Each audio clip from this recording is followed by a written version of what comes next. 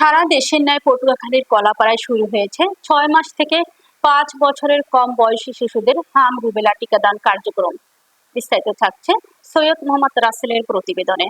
সোমবার বেলা ১১টায় উপজেলা স্বাস্থ্য কমপ্লেক্স চত্বরে মা ও শিশু ১১ দিন ব্যাপী টিকাদান ক্যাম্পেইনের উদ্বোধন করেন কলাপাড়া উপজেলা নির্বাহী অফিসার কাউসার হামিদ।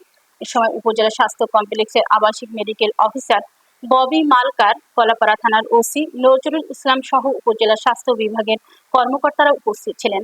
একযোগে উপজেলা অস্থায়ী ২৪টি সাব ব্লক ও একটি স্থায়ী কেন্দ্রে আজ প্রায় ২,১১৫ জন শিশুকে টিকাদান প্রদান করা হচ্ছে। উপজেলার ৪০৬টি কেন্দ্রে আগামী ১ মে পর্যন্ত পর্যায়ক্রমে প্রায় ৩১,০৮৪ জন শিশুকে টিকা প্রদান করা হবে। ২ ডোজ হামের টিকা সম্পন্ন হওয়া শিশুদের অতিরিক্ত সুরক্ষার জন্য ফের টিকা নিতে হবে বলে জানিয়েছেন আবাসিক মেডিকেল অফিসার।